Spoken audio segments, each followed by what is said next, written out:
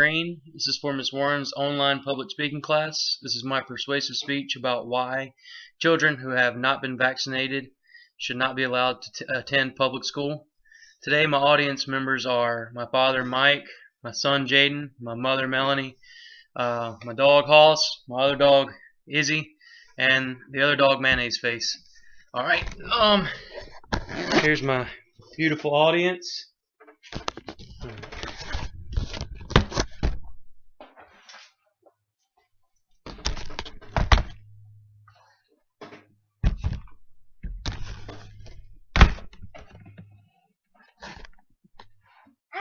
Away because I didn't. That's good. All right. You ready? Yeah. All right, here we go. Big fun. Okay. All right. I worry, especially as the millennium edges nearer. Pseudoscience and superstition will seem, year by year, more tempting, the siren song of unreason more erroneous and attractive. Where have we heard it before? Whenever our ethnic and national prejudices are aroused in times of scarcity, during challenges of national self-esteem and nerve, when we agonize about our diminished cosmic place and purpose, or when fanaticism is bubbling up around us, then the habits of thought, familiar from ages past, reach for the controls. The candle flame gutters, the light pool trembles, darkness gathers, the demons begin to stir. So that was an excerpt from the book Demon Haunted World, Science as a Candle in the Dark by Carl Sagan. He's referring to demons as a metaphor for times in the past that suffering has been brought about directly as a result of people believing and taking action based on superstition as opposed to verifiable scientific data. My intention is to expose one such demon that haunts us today, in the year 2014. The recent common misconception that vaccines cause children to develop autism has been peddled around from concerned parent to concerned parent for years. In fact, the demon of today is less than 10 years old, according to artstechnica.com. That's a very respected online journal. As a result, parents are avoiding getting their children vaccinated because they've received misinformation, whether it's intentional or not. The kids have not been vaccinated, then they go to school where they collectively become a breeding ground for such things as measles, chickenpox, whooping cough, and the flu. A lot of these things were pretty much eradicated for the last 150 years, and now they're coming back and killing children because of pseudoscience and people not taking the appropriate action because they've been misinformed today. And it's totally preventable. So here's my central thesis. In light of recent developments and the rising trend of parents choosing not to vaccinate their children before school, and the subsequent rise in preventable illness among children, the CDC, the Center for Disease Control, should work with legislators at state and national levels to ensure children are not admitted in public schools unless they have been vaccinated, and that anyone with any authority in the matter should make all attempts to isolate children who have not been vaccinated. Now, there are rare circumstances where children can't take the vaccine, and those children depend on what's called herd immunity. If we don't vaccinate all of the children that can be vaccinated, then that combined with the pool of children who can't be vaccinated is just enough to topple over into widespread diseases. All right, so let me explain where this false scare came from. Okay, according to Ars Technica, the webpage I just mentioned, the scare started because of two isolated incidents that had no relation to one another, but together they combined to form a massive public misconception that we have today. So the first event, according to Ars Technica, is in the U.S. the vaccine scare apparently can be tracked back to an event in 1997 when there was a bill on the floor to call the FDA to conduct an investigation into the inventory of all possible sources of mercury exposure from the products in vaccines. The inventory came at a time when the vaccination programs were benefiting from increased productivity. Boosters were scheduled based on a better understanding of epidemiology. Vaccines were becoming available for more illnesses, etc. So vaccines were booming, and the FDA they were just taking a precaution. They knew that mercury could be in the vaccines, so they were just making a precaution to check to make sure that it's not in there. And there was no mention of autism or links to autism or anything like that. It was just a simple legislative process that got blown way out of the water when it was combined with this other isolated incidents. So the second event, it's completely separate. A scare started in the UK when a guy named Andrew Wakefield published a study claiming to find a link between MMR vaccine, which contains no thimerosal, and autism. Wakefield has since been charged with research, improprieties, and conflicts of interest, and the original results could not be confirmed, aka pseudoscience. Science that cannot be confirmed is pseudoscience. But because of the focus on MMR, only measles are enjoying. It seems like measles are enjoying a resurgence because people aren't doing this MMR vaccine ever since Mr. Wakefield let out this pseudoscientific study. And he obviously had conflict of interest. He had his own personal gain at heart, and now children are dying.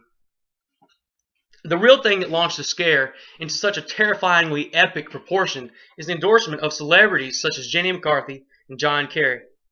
There's actually a website called JennyMcCarthyBodyCount.com. You should go there. Link's right here. And it gives a current projected number of cases of preventable illness and death caused by the anti-vaccine movement ever since the date that Jenny McCarthy jumped on board and it exploded. Okay, so now that I told you where it came from, let's put some of the main ideas that these people have to rest, okay? They say measles isn't a deadly disease. It is a deadly disease, and it could do major damage if it was left unchecked. Here are a few of the facts about the measles from the World Health Organization. 1. Measles is one of the leading causes of death among young children, even though it is safe and cost-effective to vaccine. In 2012, 122,000 measles deaths globally, about 330 deaths every second. Measles. Okay, fact number 3.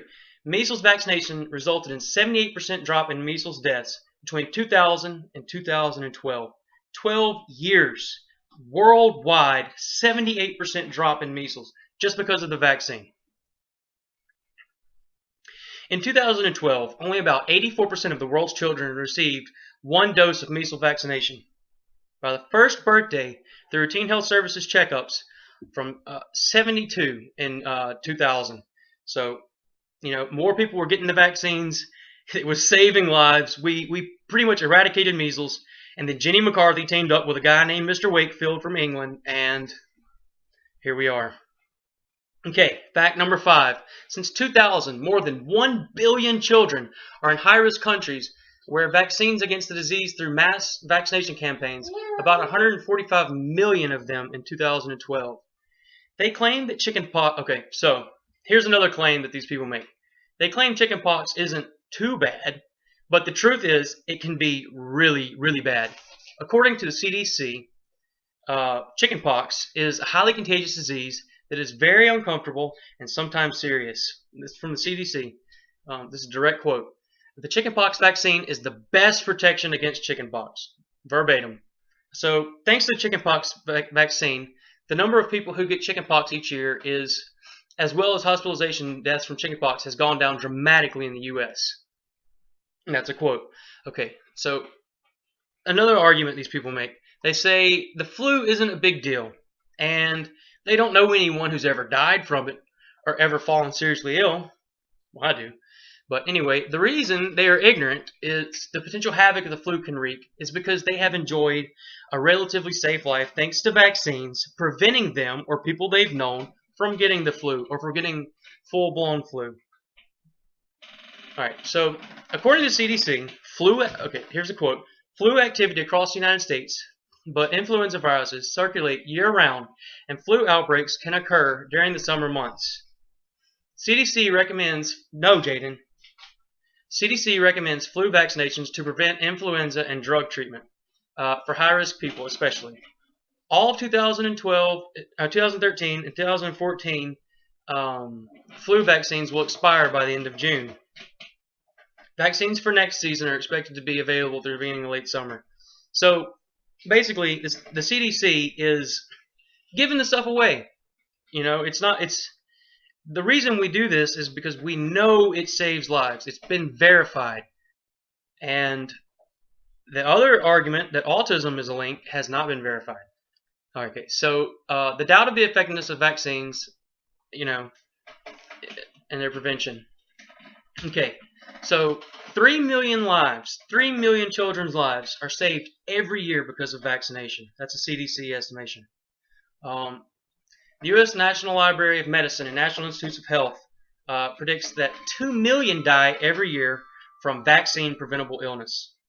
According to the same study, they say that vaccines haven't been rigorously tested for safety. Okay, I'm sorry, the anti-vaccine movement, they say that they haven't been tested. That's not true. Vaccines are tested at a higher scrutiny level than any other medication. As per The Problem by Dr. Bob's Alternative Vaccine Schedule in 2009 edition of Children's Pediatrics, vaccines are among the most tested and rigorously tested medications on the market today. So, in conclusion, I've explained how we face a unique challenge today where parents are not vaccinating their children, and said children are dying as a result. I've laid out several of the anti-vaccination movement's main arguments, and I have systematically broken them down and shown them to be baseless, and have provided reputable sources that back up any and all of my claims. We must take action. I move that the Center for Disease Control should do exactly what its name entails.